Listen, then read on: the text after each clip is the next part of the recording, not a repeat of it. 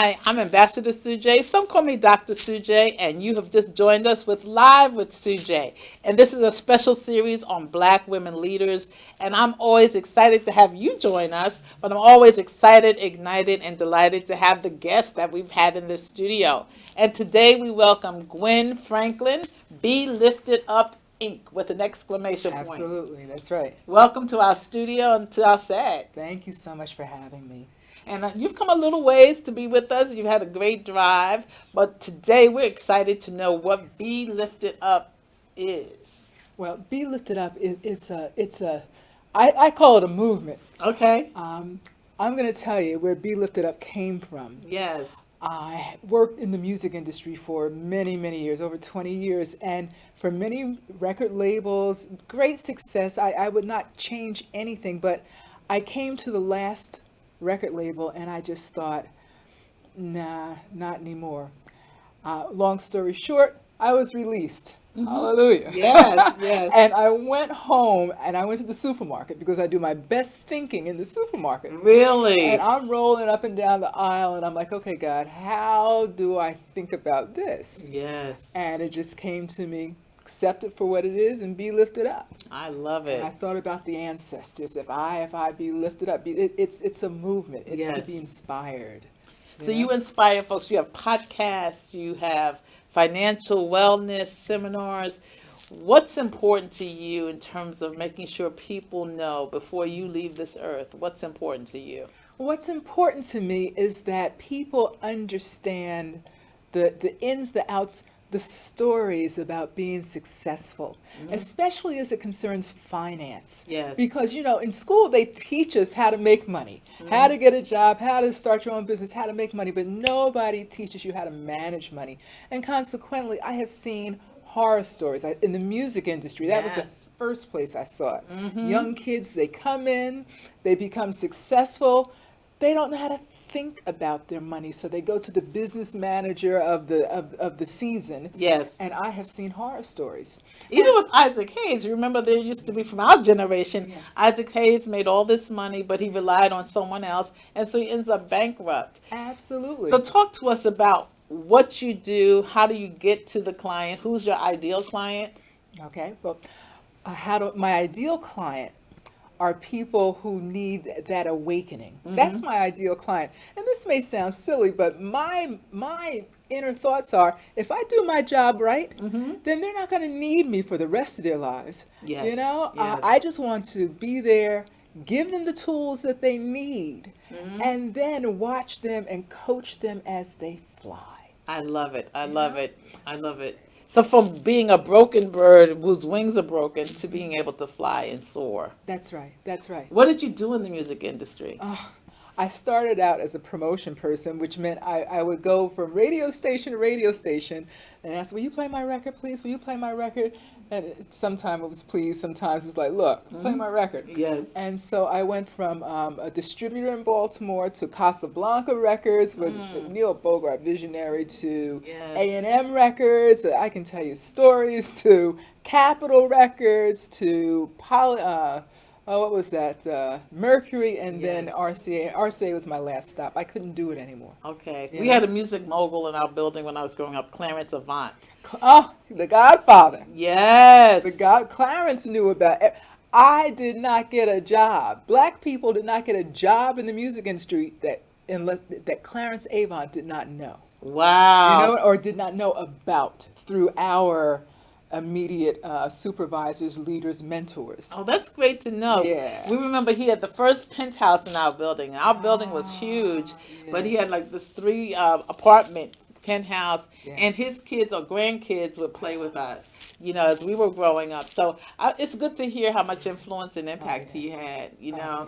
So, we all know the Berry Gordy Motown story. Were you able to kind of see the ins and outs of that, or were you with different labels? Well, I never worked with Motown, but it was a small cottage community Okay. of colleagues. So my friends, I have friends who worked. We all worked everywhere. So Yes. they knew something about my business. I knew something about their business. But I met Barry Gordy, but I never worked there. Okay. My mentor, some of my mentors, my greatest mentors, Gerald Busby. Oh, yes. Gerald Yes. Busby, I mean, he was just incredible.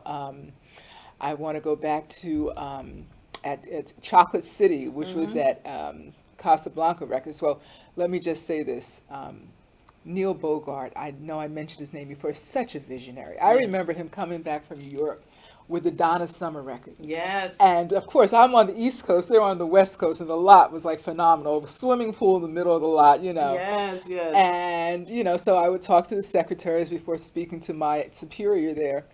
And, so we're talking, and I'm hearing all this noise, and I'm like, well, what's going on? And she says, Gwen, you won't believe this.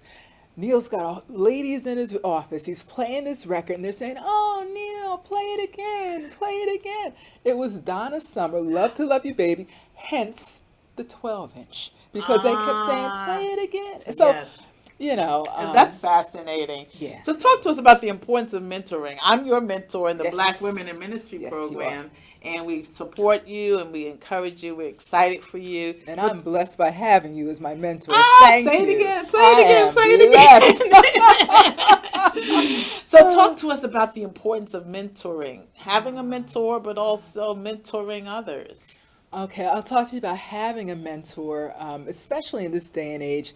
And I guess I'm coming from a personal point of view because, I've I go with Maya Angelou. I wouldn't say nothing for my journey now. I've seen so many things, but there's so many more things I want to see, things I need to know, places I haven't been.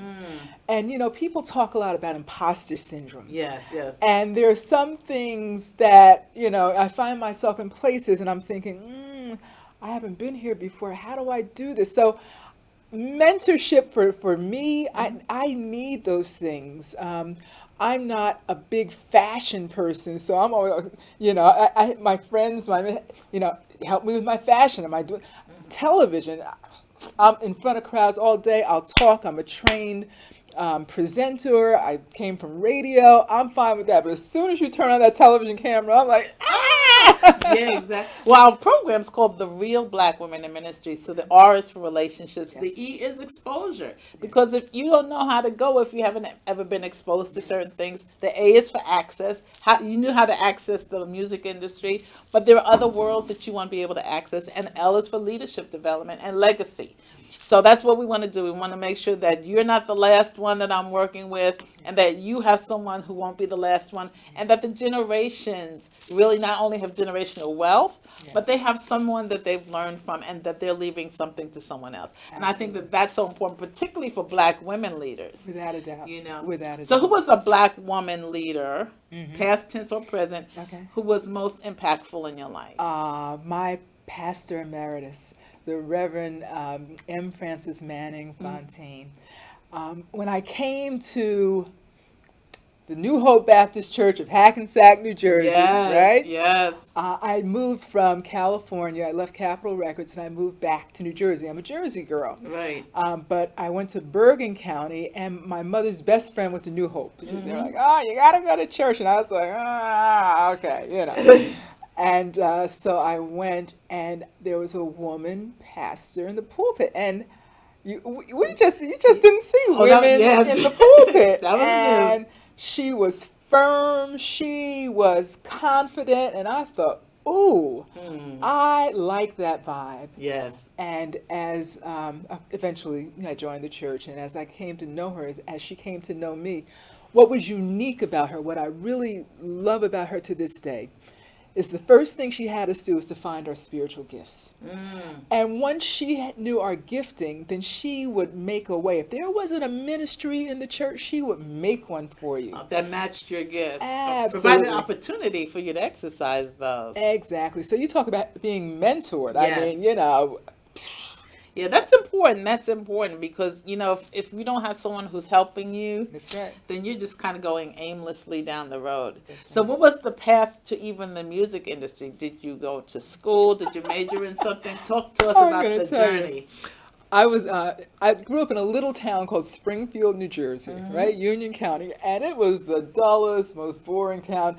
And I say that with love because now I appreciate it. But it was multicultural town, and I'm adding the black contingent into the multiculturalism Yeah. because out of my graduating class of 130 seniors, there were 5 black people. Okay, Ooh. so I It wasn't gra- even the 10%. oh no no no no You no didn't no even no make 5%. oh Yeah. no no. Okay.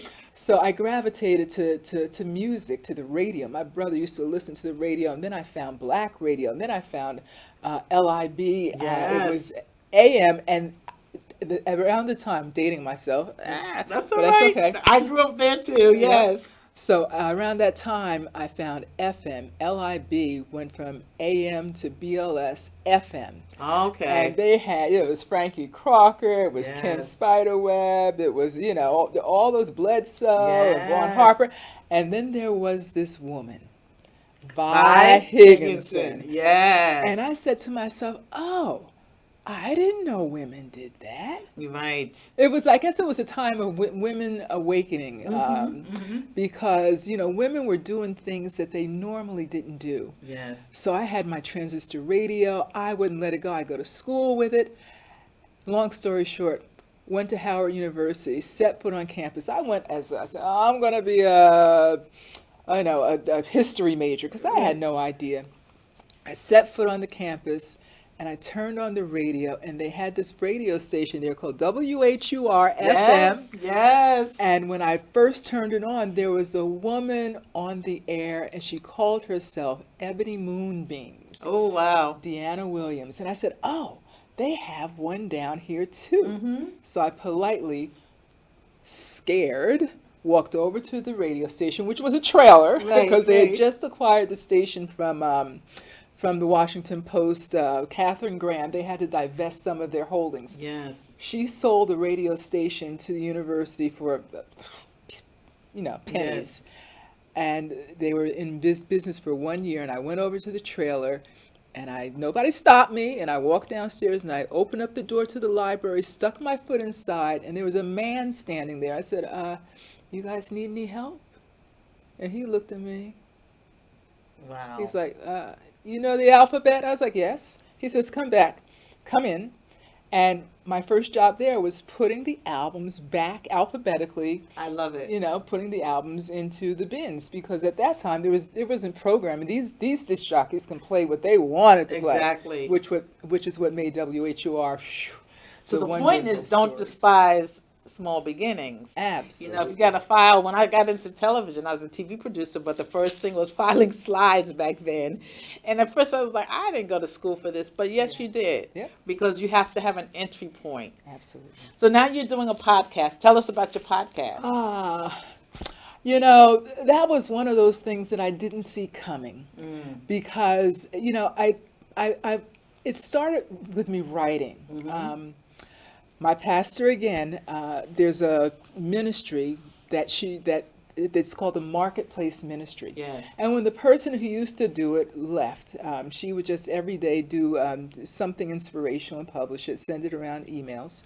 My pastor said, "Well, why don't you take this over?" And I said, "Okay." And we made it a financial type of a email blast that goes out every Sunday night. So it's like a Monday morning quarterback. Yeah. And so I've been writing, and one day my friend who stayed with radio, we came up together, and she said, "Well, Gwen, we ought to put this on the radio." And I thought, well, okay. I love it. And so that's how that happened. And so we hit a couple of radio stations, and then podcasts blew up. So now we are Be Lifted Up, your guide to living the abundant life, and we're all about faith and finance. So how can people find you? Where can people find you? Oh, they can find us at beliftedupradio.com. They can find us at Mocha Podcasts Network. That's Mocha, MOCHA Podcasts with an S network. And also spell Be Lifted Up for them, because it's not B-E. Tell them how Be Lifted Up is spelled. Well, when you're looking for the podcast or the radio show, just Be Lifted Up Radio.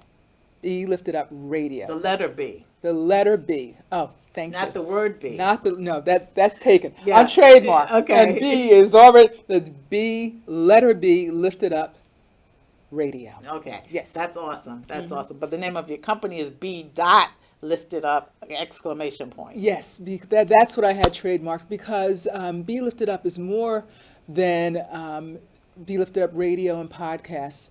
Be Lifted Up is about empowerment.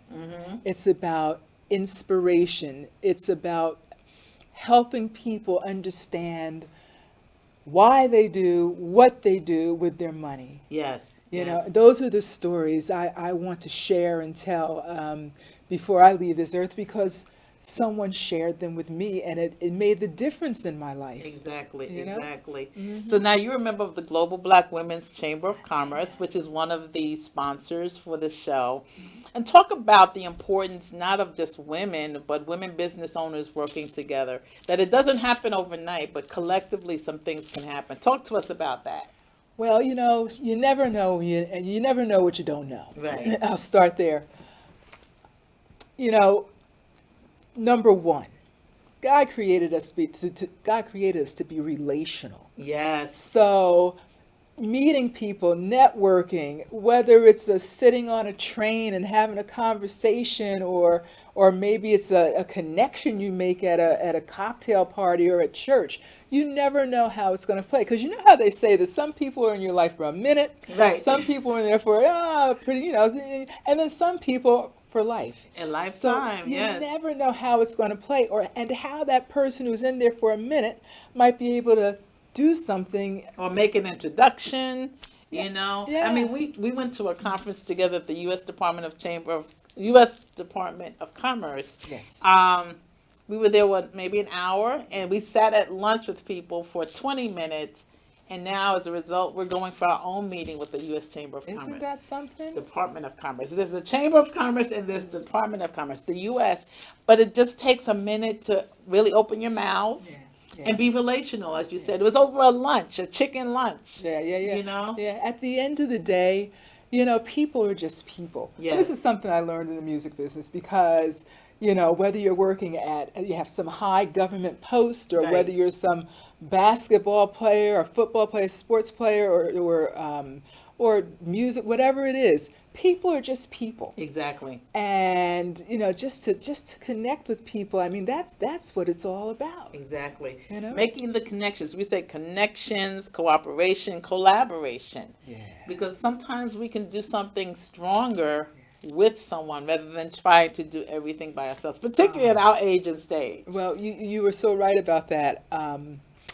I learned my lesson, and I learned so many lessons in the music business, but lessons that are transferable. Yes. And you know, when you know, vinyl was no longer important, Right. and then came you know, CDs eventually, and then everything went digital. That's right. So you know, we went I from had 8 tracks too. I passed over 8 tracks Yeah, and cassettes. well, we had the big old 8 track. Yeah. Digging the scene with the gangster lean with the 8 track. Yeah. Yeah. So you know, when it was about 8 tracks and cassettes and vinyl, you know, it was all about pieces. You know, you made your money selling pieces. Yes. But when it was about digital, I mean, the playing field is wide open.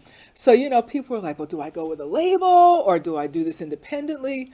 And you know, you have to do the percentages. You know, if you're selling pieces and lots of them, then you know, 10% or 5% or 3% of a whole lot is better than Right. a huge percent of a little. Of nothing almost. But Yeah. if you can go digital, and you know, and go big, go medium, go big, go huge.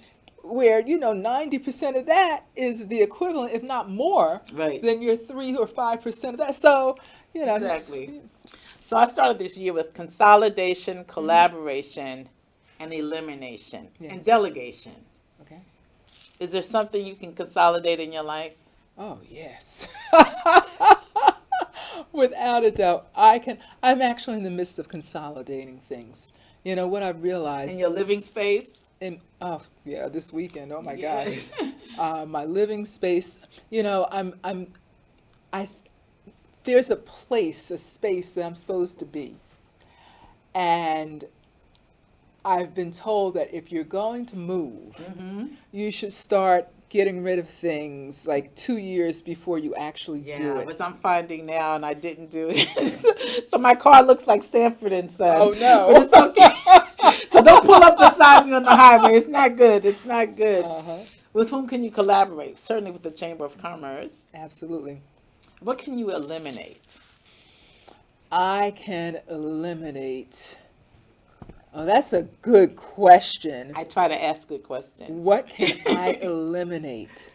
I can eliminate my shoes. Oh my gosh.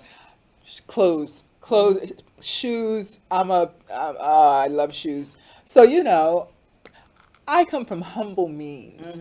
But when I was able to buy like expensive things, not just expensive things, but beautiful things, when they really lost their purpose, I still have them because I couldn't do that before, and I just And wanted we to want to hold on to remember, this. I know, what I yeah. could, So yeah, I just gave a bag away to the Vietnam vets out here in this area. Yeah. And I've been getting this card in the mail, and I finally got rid of some things. They still had tags on them. Yeah. I've grown 2 or 3 sizes since I then. know, yeah, And yeah, I finally yeah. said, you know what? It's time. It's time. Now, see, I'm like you. I have in my closet from when I was smaller, when I was okay, so Yeah. things like that. And then there are things like, dresses, like gowns and things. Yeah. And I keep them because, I wore that to the Grammys, and I wore that to, but it's just sentimental. It's Yeah. like, but get rid of it. Yes, Yeah. I can eliminate those things. Yes, Okay, sounds absolutely. good. Sounds good. Thank you for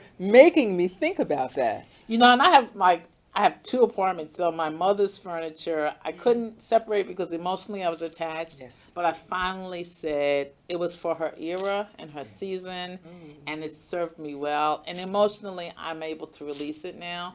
So that's going to be one of the things that I transfer on, that somebody else may enjoy it. But yeah, because I can't have all of this stuff in 2 places. It's just like, what? So my formula, if I said A plus B plus C equals You give me a math success. question. Okay, you can make it not That's math. okay. No, it's okay. Algebra. It's okay. I'll A take it. plus B plus C equals success. What are your A, B, and C's? My A is a connection to the divine. Okay, That's A. the Almighty. The Okay. Almighty. Plus B is obedience, to do what he tells me to do. Okay, Equals success. That's it. that's it. So almost every person who's on this Black Women Leaders series has talked about faith. No matter what business they were in, no matter what line of achievement they've had, that faith was important to undergird them. So how do you know you're doing the right thing? Well, I'm going back to my mentor, my pastor emeritus, Reverend M. Francis Manning. When we found our spiritual gifts, because she made us all take the class, my gifts, my top 3 were administration, leadership, and faith. So when it comes to faith, I know that I know that I know that I know. Okay. I know about my faith. You feel the my fire. faith is, I know where it is. I know where it emanates. Okay. And I know what has gotten me through. I know its capability to get me through. Here's what got me. I'm going to tell you what got me. What really made me realize my faith. There was a time that I'm divorced. I'm a single mother for years and years, and it's okay. But I needed a vacuum cleaner, and I didn't have the resources. And I was like, oh, Lord, I need a vacuum cleaner. I went shopping. There was one for $250. Gee, Lord, I need $250 for a vacuum cleaner. Let it go. 3 days later, at the door is a Federal Express package. I opened up the package. It was the Tom Joyner morning show.